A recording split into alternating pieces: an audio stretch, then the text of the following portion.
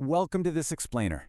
Okay, today we're going to unpack some absolutely incredible visual evidence of a dark, neon-lit underworld hiding right in plain sight. We're going to completely deconstruct the architecture, the streets, and the hidden hierarchy to uncover a feline narcotic trade known as the catnip cartel. And let me tell you, it is completely getting out of hand. If you thought catnip was just, a playful little distraction for your pet, well, prepare to have your perspective totally shifted by the sheer scale of what we're looking at today. To really understand this world, we've got to start with its brutal governing philosophy, which is explicitly plastered right onto the rain-slicked alley walls. The faded poster evidence lays out the absolute law of the land. Who wants to be somebody? In Whisker City, you eat or get eaten. I mean, wow. This isn't your friendly neighborhood. This is a high-stakes ecosystem. Think of the most aggressive corporate ladder you've ever seen, multiply it by 10, and add claws. Survival out here is a daily battle driven entirely by a relentless predator and prey mentality.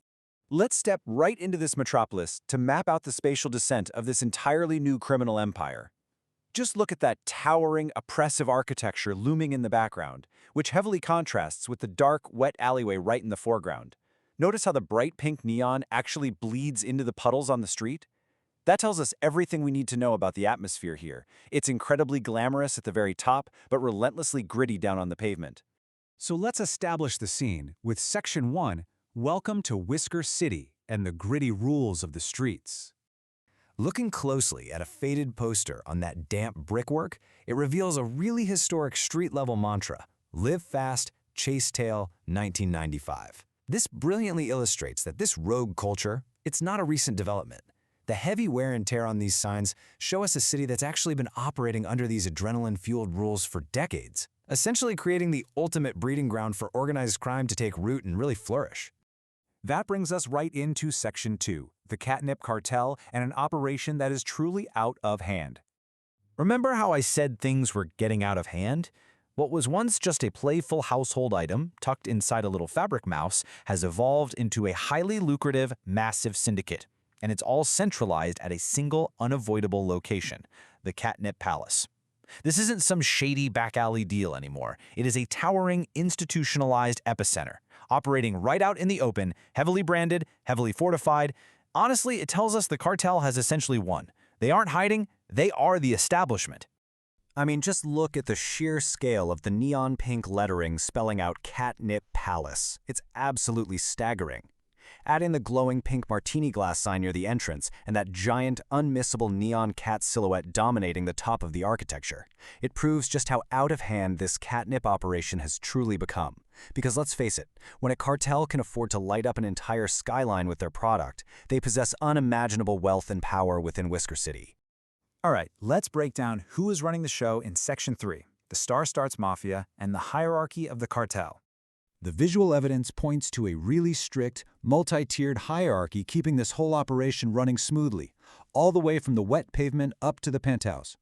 We can actually identify distinct levels of authority just by analyzing the spacing and positioning of the figures.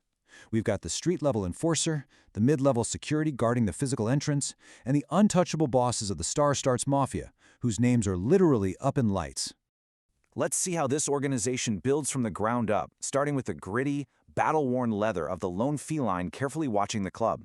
This figure is wearing a heavy black jacket with the word "Scratch" painted right across the back. The leather is torn, it's ripped, and it's textured by conflict. This solitary street-level enforcer acts as the cartel's eyes and ears on the ground, doing the really dirty work to keep the perimeter secure. And then, at the absolute top of the food chain, we have the elusive Star Starts Mafia. They are ominously advertised on the main theater marquee, hovering right over the shrouded bouncers standing in attention behind a velvet rope. Notice how those bouncers are shrouded in shadow? They're anonymous muscle protecting the glow of the doorway. But the Star Starts bosses, they are the headliners, elevated way above the street and celebrated in bright neon lights.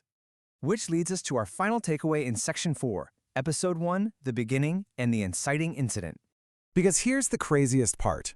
All of this rich world building, the Star Starts Mafia, the neon grit, the entire empire, is just the inciting incident. The text at the very bottom of the signage explicitly labels this massive, intimidating operation as merely the beginning. Despite the towering architecture of the Catnip Palace, this is a bold declaration that the cartel spread is only just started. This isn't the climax of their power, guys. It's just the launch pad. Which leaves us with one final, totally chilling thought to take away from this explainer. If the towering, neon-drenched Catnip Palace and the absolute street-level control of the Scratch Enforcers is just step one, how far will the Star Starts Mafia spread their empire next? What happens when a trade that is already getting out of hand decides to truly expand? Thank you so much for joining me to decode the secrets of Whisker City. Keep your eyes peeled because there is clearly so much more to this story waiting right there in the shadows.